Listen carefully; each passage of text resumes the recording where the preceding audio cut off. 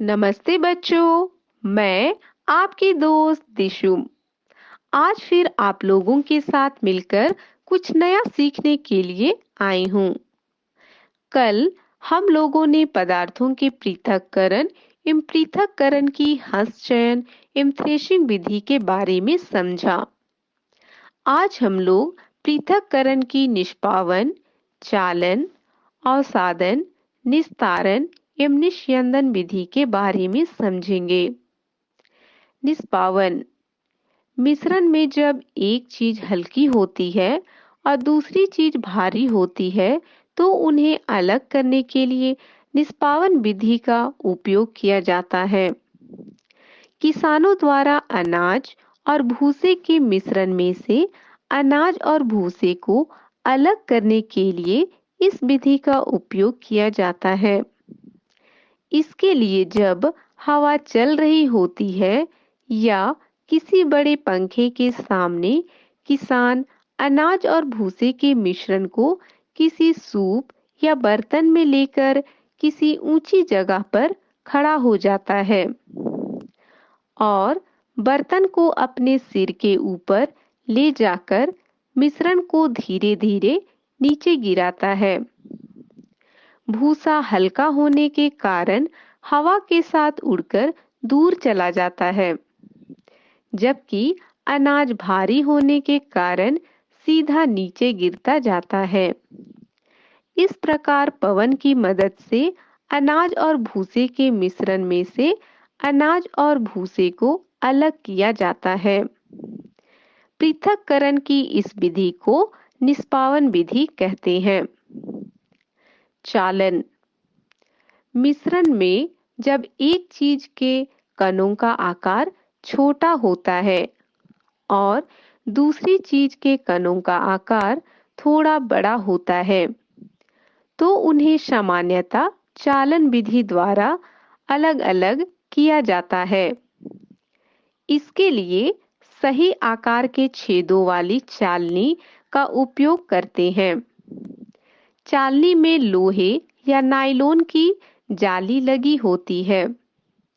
हम हमारे घरों में देखते हैं कि आटे को छानने के लिए उसे चालनी में डालकर चालनी को हिलाते हैं, जिससे आटा छनकर बर्तन में आ जाता है और चोकर चालनी में रह जाता है। हम उस आटे से रोटियां बनाते हैं।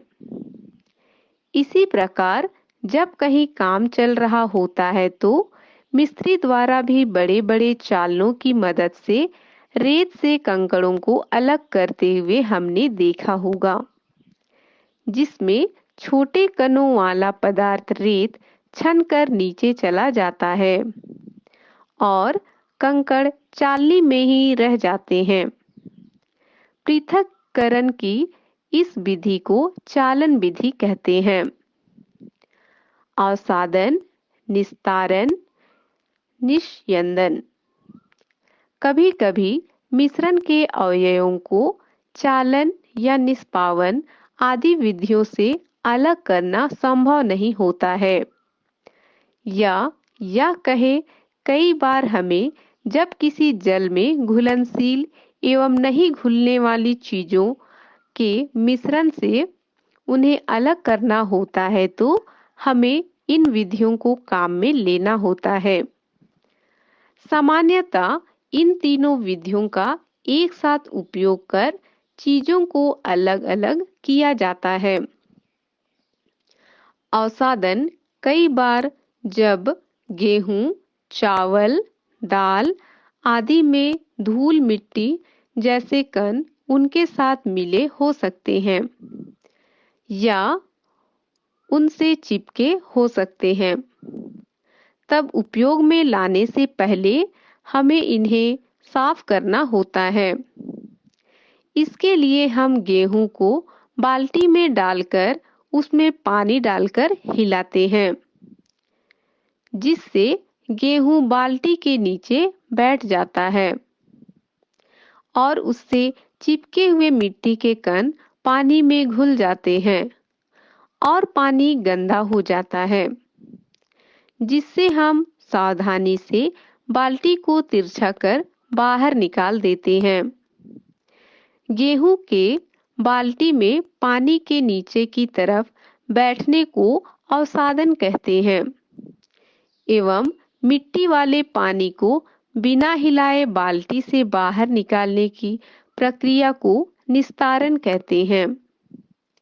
इसी प्रकार कई बार पानी और तेल आपस में मिल जाते हैं। उन्हें किसी बर्तन में लेकर थोड़ी देर के लिए किसी जगह रख देते हैं तो हम देखते हैं पानी नीचे बैठ जाता है। इसे अवसादन कहते हैं। और तेल पानी से ऊपर एक अलग सतह के रूप में दिखाई देता है। इस तेल को सावधानी पूर्वक बर्तन को तिरछा करके दूसरे बर्तन में आसानी से निकालकर पानी से अलग कर लेते हैं। इसे निस्तारण कहते हैं। निस्यंदन। कई बार जब हम हैंडपंप से, तालाब से या नदी से पानी लेकर आते हैं तो उसमें मिट्टी एवं कई अन्य चीजें मिली होती हैं जिनके कण बहुत छोटे होते हैं। उन्हें चलनी से अलग करना संभव नहीं होता। ऐसी स्थिति में हम छानने के लिए फिल्टर पेपर काम में लेते हैं। हम गिलास में ऊपर फिल्टर पेपर लगाकर उस पानी को छानते हैं जिससे शुद्ध पानी नीचे गिलास में आ जाता है और अशुद्धियां फिल्टर पेपर में रह जाती हैं। पेपर द्वारा इस प्रकार अशुद्धियों को दूर करने की प्रक्रिया को निस्यंदन कहते हैं। आज हमने पृथक्करण की निष्पावन, चालन, अवसादन, निस्तारण एवं निस्यंदन विधि के बारे में जाना। आज के लिए बस इतना ही। कल हम फिर मिलेंगे और मिलकर कुछ नया सीखने का प्रयास करेंगे। तब तक के लिए बाय बाय दोस्तों।